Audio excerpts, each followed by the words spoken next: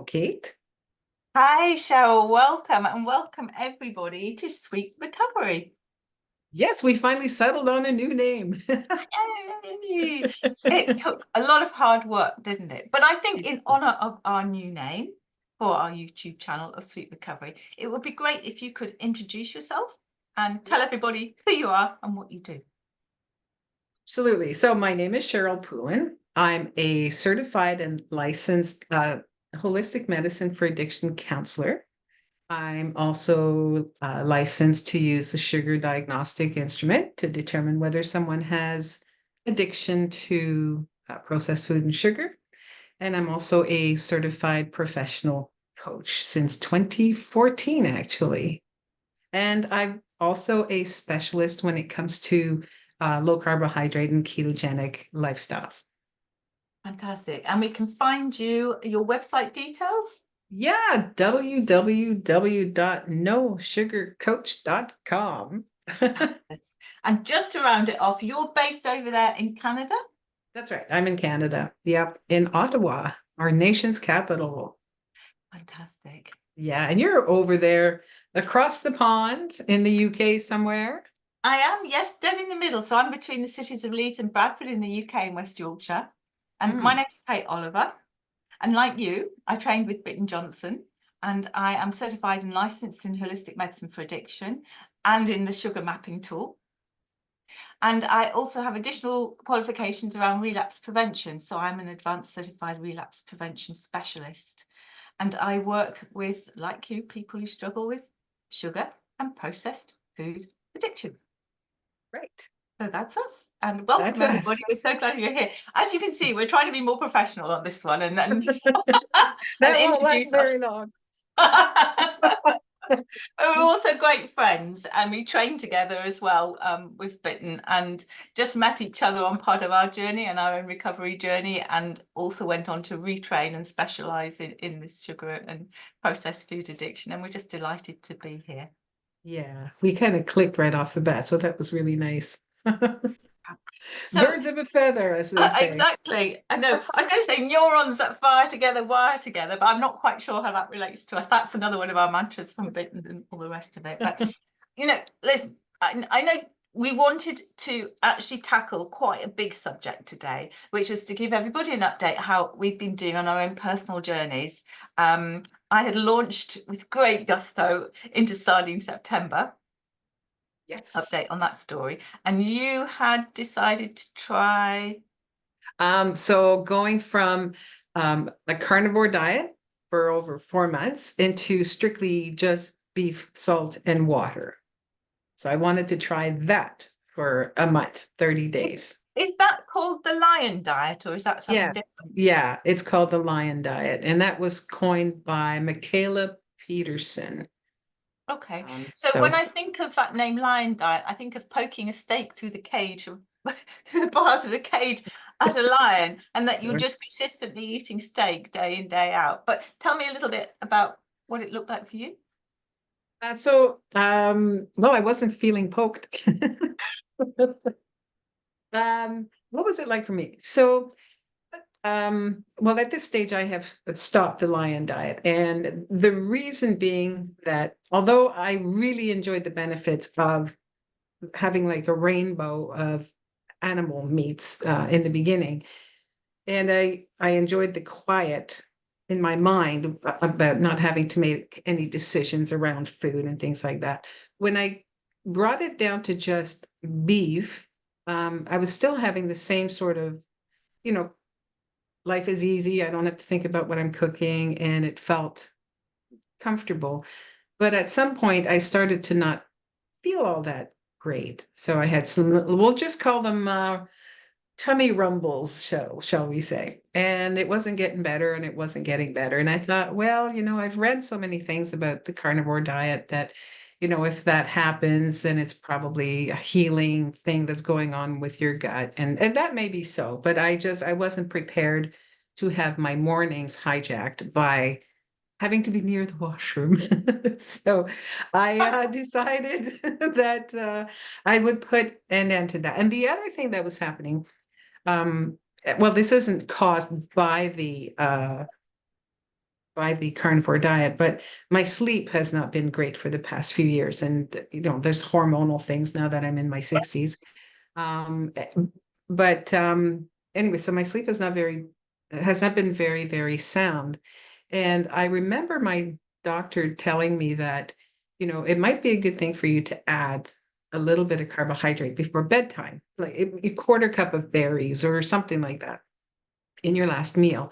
And that might help with your sleep. So I thought, okay, well, I'm not going to be doing the lion diet anymore, but I can't just go back to eating a whole bunch of vegetables and have something untoward happen. I just thought, here's the transition. How am I going to do this?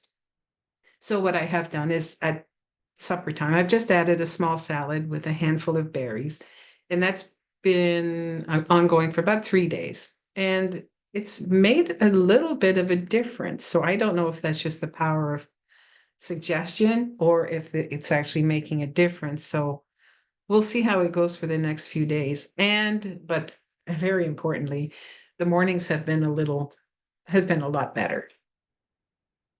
So yeah.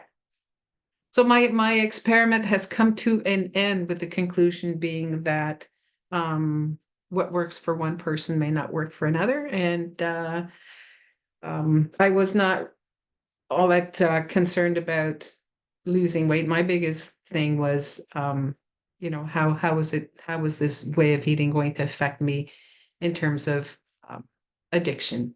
And so what I took away from it was the peace around food. I think that's going to be, for some people, I think this could be a very, very powerful tool to use to help with riding through addiction.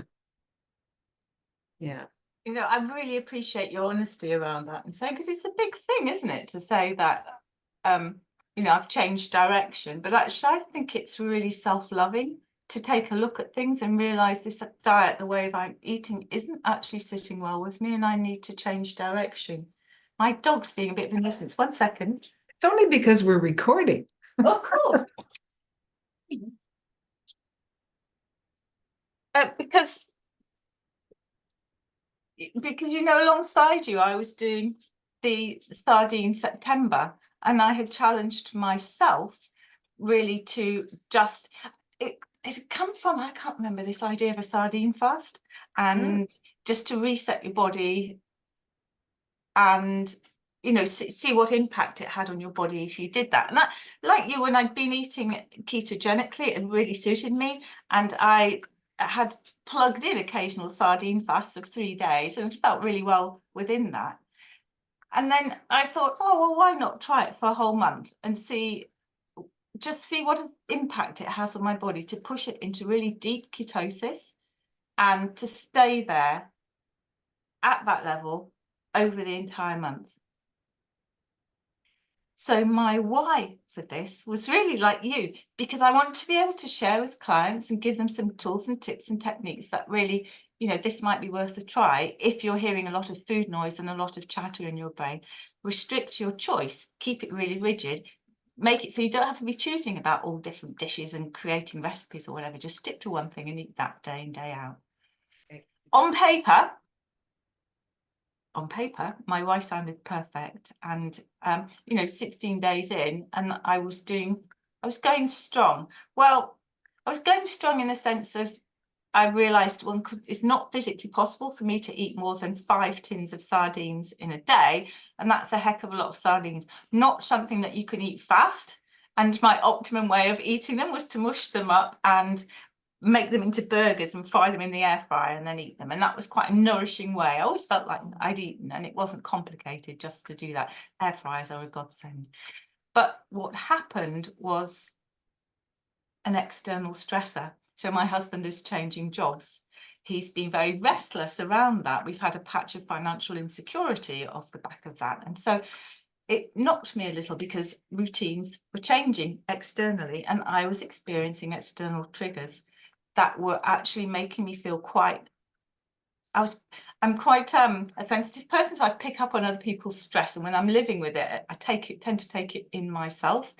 And it was very present in myself and I wasn't paying attention to it. So like you, my sleep had started to go off because I was focused on this external factor. I wasn't getting enough sleep, and that was impacting my day. So I wasn't feeling great. And my coping mechanism when I'm overtired, I guess you know what I'm going to say, it's by default, I want to pick up and use. And so the consequence for that was that I'd had a sustained period without food noise or the food chatter in my head. But then suddenly the food chatter started to pick up. And it almost self-perpetuates. Do you find that? Mm-hmm. And Definitely. the more you say, no, I'm not listening to you, the louder it can get if you don't have some techniques and processes to actually deal with that. And so towards the end of my experiment, because like you, I'm not exclusively eating sardines anymore, because I wasn't feeling well. Mm-hmm. And that was difficult for me, because what was happening was I was dipping into diet mentality and restriction. And I wonder if you've got any sort of nuggets of wisdom you could share around dipping into that. Yes, and I think we talked about that last week or maybe the week before, where there's that sensation of a spring beginning to coil on itself. And there's this feeling of there's a stressor, and it's building momentum. And then you start to have those thoughts. And I think those thoughts are an indicator that we need to let a little bit of tension go, because if we don't, then we will explode. But I think it's like a tea kettle, when it's on the stove and just before the whistle blows, you can tell it's about to start whistling. And if you pay attention to those noises or those feelings of tension, it will tell you that, okay, it's time to re-examine what's going on here. Is this the best thing that I can be doing right now under the conditions? So whether it's it doesn't matter what the stressor is, but it will trigger food stressors. It will always, well, if you're an addict, it will always translate into, I need some release from this tension. And our first thought is always going to be food, specifically sweets, carbohydrates, highly processed food. And so we need to address those before we go into those thoughts. And then, like you said, then you start spinning those thoughts and then you can't stop thinking about them. So getting to the problem before we start ruminating is so important. And it's having the tools to be able to recognize those problems. So there was a time, for instance, and I'm sorry I'm taking up all the time here, but there was a time where, because I would have said on camera that I was doing this 1 month experiment, I would think to myself, well, I can't break my promise. I said I was going to do this for a month. I'm going to look like a total failure in front of all of these people if I don't see the month through. But now I know that if I just kept pushing for the sake of saving face, I would not be doing myself any favors. So it's recognizing that I needed some self-care, you know? I do. And I also know that nobody ever improves themselves or changed a behavior as a result of feeling guilt or shame or remorse or self-hatred.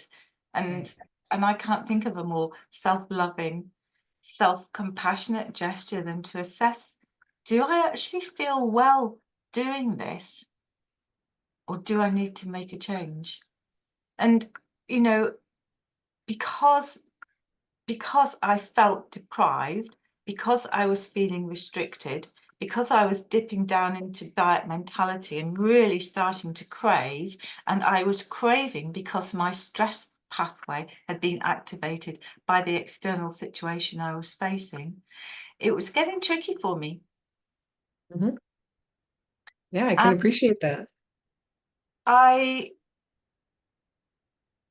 I was beginning to feel a lot of discomfort.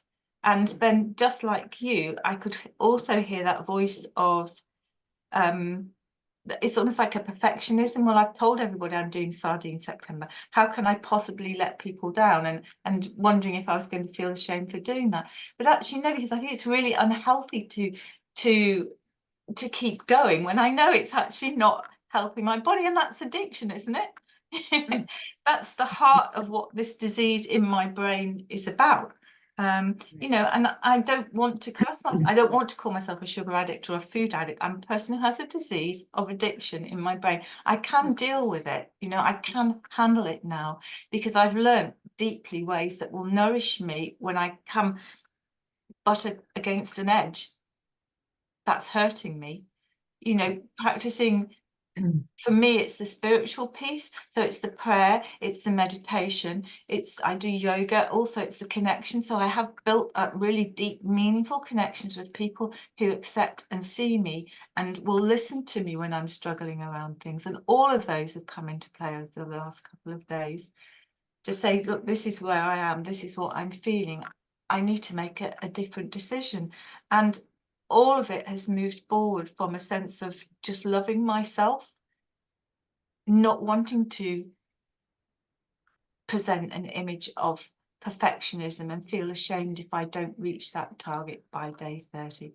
No, actually, that way of eating was great. You know, I had ketones up in the range of, where was I? 3 was the last level that I had.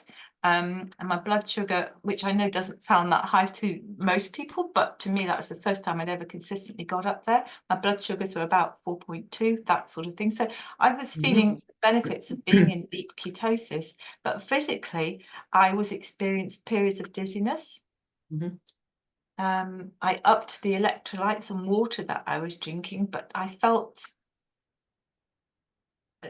did feel discomfort in my body. I'm not sure, and I wasn't particularly prepared or wanting to sit with that and experience it any longer. What was the point? What was I trying to prove? Right. You know, nothing that was going to be conducive. And I know there's a lot of sort of key influencers and people out there in the market who specialize in these different ways of eating in the carnivore diet, and who are able to really sustain it and able to talk about all the benefits and able to say this should be your experience too. But the reality is there is no such thing as one size fits all. And if we're not prepared to step up and try it for ourselves and then say, okay, this isn't working, let's go, you know, let's go to something that feels easier on our body and something that is sustainable, then you know, we're back in the addiction trap, I think, somehow. Yeah. Do Yeah, you, absolutely. Yeah. You know, it was funny because the thought of discussing this so openly, there was a little bit of shame attached to it. Like I said, you know, I made this promise that I was going to do this experiment, but you know, it's important that you and I always come from a place of honesty with our clients. They have to know and trust that we are we're trustworthy, that what we say is what we're saying is the truth. And so even though talking about failing at this experiment, I really haven't. All I've done is exposed something that doesn't work for me. And so, and one of the reasons for this experiment, and you as well, is so that we can talk with confidence about what our experience was. You know, hey, yeah, I know that Dr. So and so and Miss So and so says that this is the only proper way of eating, but it's not the case for everyone. And you and I are proof that you know that this maybe is not appropriate for us. And it's not like in my case, I've done strict carnivore for over 4 months. So it wasn't like I just did it for 2 weeks and oh, it doesn't work for me. I really gave it a shot. So yeah. So anyways, I don't know where I was going with that. no, I think I just put you off because my husband's doing something outside under the window, which is really distracting me. Going You like might be this? wondering what he's doing, but actually clearing the weeds with the spade, and all I can hear is this spade dragging across the gravel outside. Well, we can't hear it at this end, so that's okay.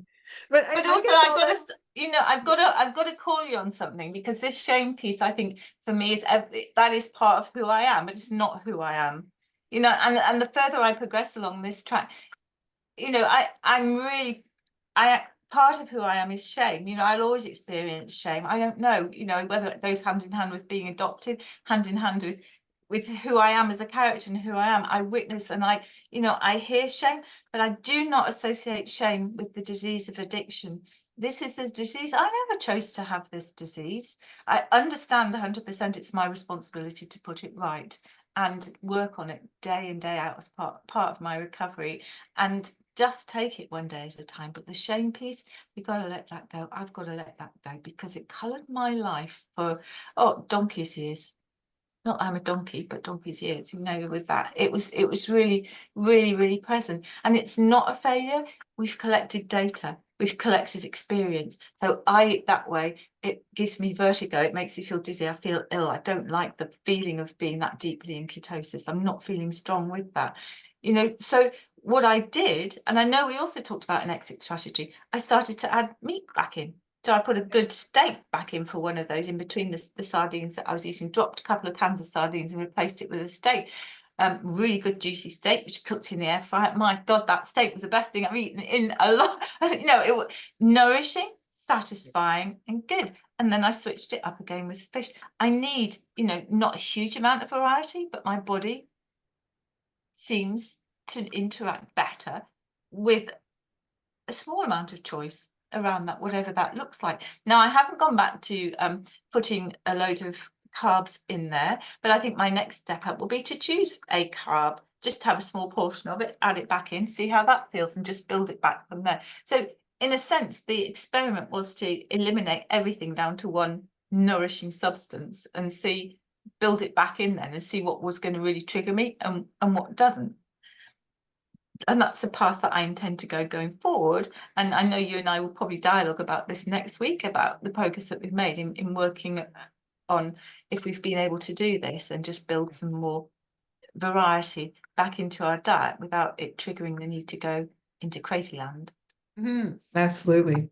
It's so funny. And when we talk to our clients, we often say things like, it's not about the food, but it is about the food. And this is a perfect example. So it's although we're talking about what we were eating, it's the mental things that are going on in our brains that's the star of the show, if you will. It's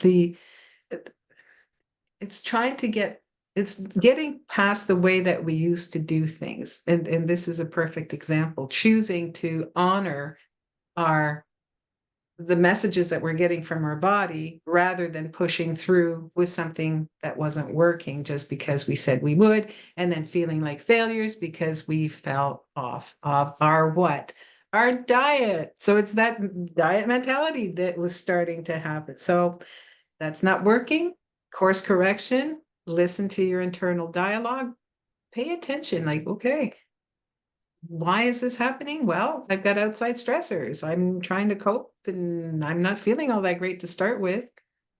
Change course, make a new decision, and then be honest and tell the people that follow you what's going on. I love that. And I also really mindful of what Bitten used to say about addiction being like the sea that surrounds the boat. It's always looking for a way in. And it felt very much like that, because, the words my red dog was coming out was, "Let's go, and you deserve this. Look, you've worked so hard for 16 days following this way of eating. Come on, you can, come on, you've done enough to go on. And so the fact that was coming up, old Red Dog special friend, special words that Red Dog has to me, was time to take evasive action and run for the hills and keep running. I was thinking, you and I often use the words red dog and blue dog, and for people who aren't trained as we are, what does that actually mean? What are we referring to?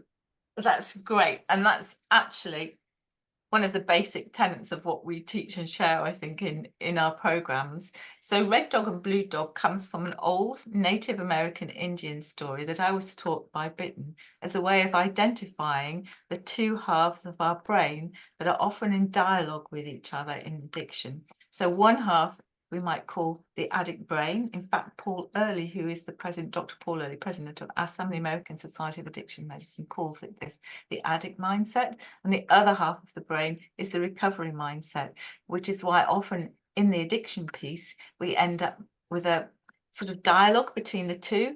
And we can get stuck, deeply stuck in this dialogue between red dog, who whispers sweet nothings in our ear, saying, just one, go on, you're alone, no one's going to see you. And even my voice changes when I start speaking red dog. It's that special sneaky, sneaky little voice that knows exactly how to get to me. You know, we'll start again on Monday. Nobody's going to know, you know, and all of that. And blue dog, he says, come on, let's stick your shoes on. Let's go out and take a walk in nature. Let's go and stand in the grass and watch the sunshine. And that sort of, when we're deep headfirst in the addiction, that recovery mindset voice can feel very small. It never goes away. But because red dog, the addict brain is so loud, we only hear that voice, and it seems to drown out this still small voice that is the true us, that is the true self. And we don't hear that voice. And so a lot of the work that we do in recovery is about boosting this voice, about boosting this recovery mindset, so that one holds the power. And the other voice, the addict brain voice, the voice that exists only to please itself and has hijacked the dopamine reward system in your brain, is quietened and learns to live under the table and shut up because we're not listening. You know, this is the one that we start paying attention to. And just a lovely way that Bitten brought those stories together was telling this tale of the red dog and blue dog between a grandfather and his grandson, and the grandfather describing this, that there are two wolves that live within us.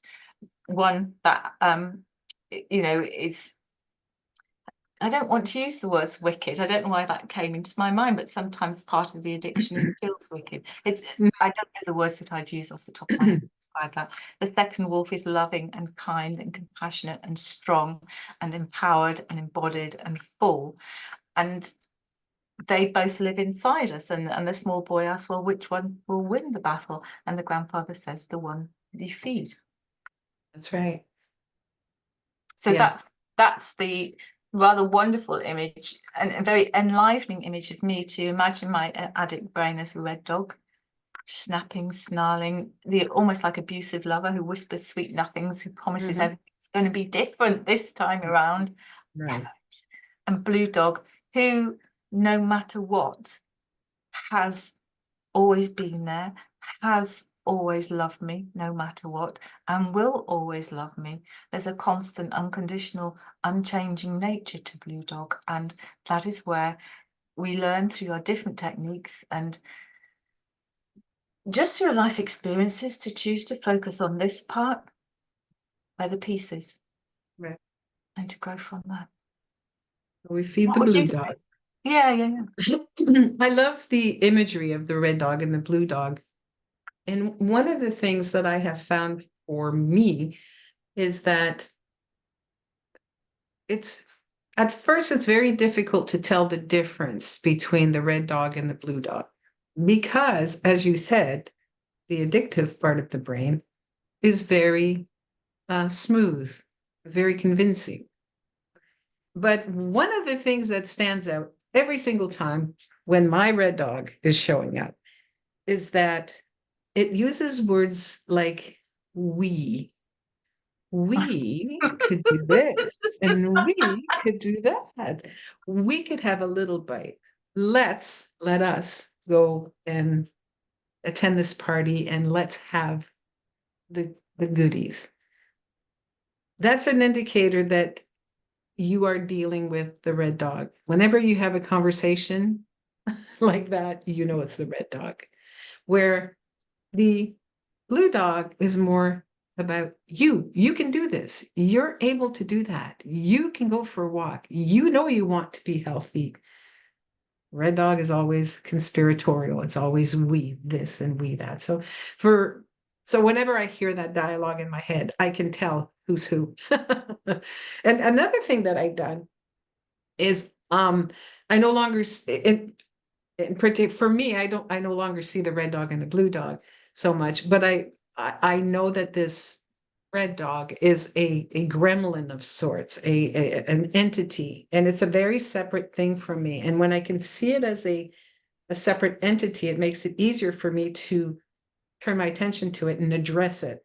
And so to that end, my little gremlin, I've named it. It actually has a name. I actually made a doll one years and years ago, but its name is Helzuna. I don't know where that came from, but whenever I'm having an issue, I can say, hey, Helzuna, we're not doing this today. We are not doing this. So it makes it easier for me to deal with issues when I'm addressing the entity. It's just a psychological thing, but But it works. I absolutely love that, and to me that's so empowering, and that's so loving as well, you know. And that's such a great technique to acknowledge it and say, oh, and actually for me, who someone struggles with this disease, actually some of these things that they're being whispered in my ear actually sound fantastic. They sound like a great idea, and I'd love to do it. So to be able to respond in that very gentle, loving way, to acknowledge that actually, you know what, that does sound like a great idea. Not today, maybe tomorrow. Maybe tomorrow. Maybe That's right. tomorrow. And such a simple technique you mentioned there, but really empowering to love what's showing up, to love that, because in a really weird way, it started off that the red dog, that addict part of our brain, was trying to look after us in some way. You know, as very small children, which is mostly where the addiction part starts to manifest, we learned that eating something sweet changed the way we felt, and then kept repeating and repeating the behavior. So over time, it became hardwired in our brain, which, because they were immature when exposed to what is a psychoactive drug, suffered a neuroadaptation, pushed offline to the direction that they were going to travel, caused by their interaction with this drug. But in the beginning, I think Red Dog was trying to protect us in some way, or keep us safe, or give us a coping mechanism that would help us respond to a situation. So for in that moment to witness the red dog and understand that although it seems to have corrupted its initial motive, we can still love it. It's really, really empowering. And when we were just talking there and just dialogue, it made me really think of interactions I've had with clients, where you suddenly realize and come to, I'm not talking to you, I'm speaking to Red Dog, aren't I? You know, and so I'm talking to clients. I'm really deeply aware that this almost aggressive, defensive voice that's coming back from somebody is not that I'm actually dialoguing with that part of my client that is really resisting change. Yeah. And sometimes you can notice it, just as you did, by changes in mannerism. So when you're doing Red Dog, you do this wonderful thing like conspiratorial, you know, like this, and your voice changes. I tend to whisper or something like that in a sort of seductive, crazy way. But we learn to see that with the people that we're working with, and that's such a gift to be able to hold a mirror in that moment to the client so they can see the red dog. And then we show and guide and inspire how to journal around this and how we can use this knowledge to drive everything we do towards blue and boosting blue. And at the heart of it, that is the essence of recovery. Yes. Yes, exactly. Well put. Well put. So I think, I think just perhaps to draw this to a close, for me, the sardine half September has been a huge experiment in self-love and self-compassion and being gentle with myself, with not being that part of me that used to feel I had to be perfect Kate, that would have seen it through to September, come hell or high water, even though I felt dreadful. And on, you know, September the 30th, would have gone out and bought a shed load of shit, not my food, drug food. Right. because I had got to the point where that, you know, the reward piece was wanted. And I guess that was another part of my driving factors. That is not who I am. Yes, and leading up to that end of the month, you'd be in total mental discomfort, not just physical.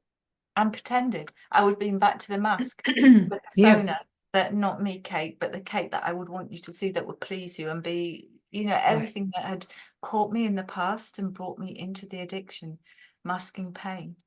Yeah. And that's, you know, this unfolding journey takes us to many, many, many unexpected places.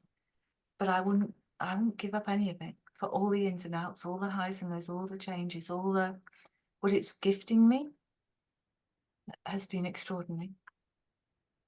Yeah, it's well worth the journey, because even though there have been, like you, highs and lows and lapses and poor decisions and great decisions and fantastic moments, we've written all of that out, and our highs and lows are now much smoother. There's no the only word that comes to mind for some reason is like explosive moments. I think our lives are a lot simpler, gentler, more more in balance.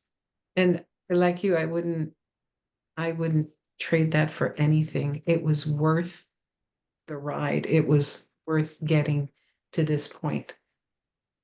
Yeah. Hmm. We're getting all serious again. Crying in a minute. What? It's been a good discussion, actually, because I think so. I think so. you know, even if I say so myself, but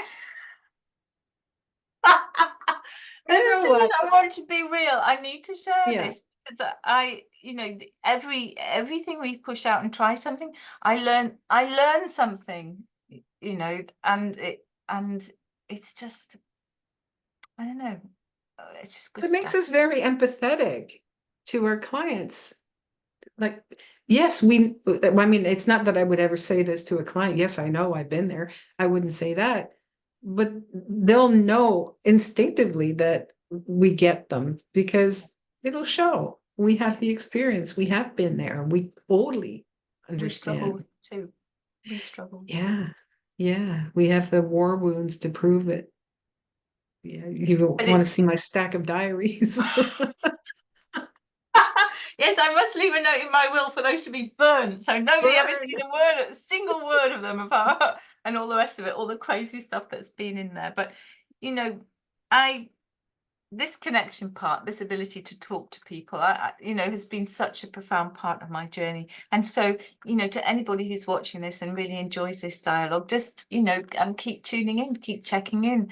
Our YouTube channel is called Sweet Recovery, and Cheryl and I hope to post weekly for you, to just a little bit of inspiration and a lot of love. Yes, absolutely. And maybe a chuckle or two. We hope so. Listen, have an amazing week, and we'll see you next week. Thanks very much You for bet. listening.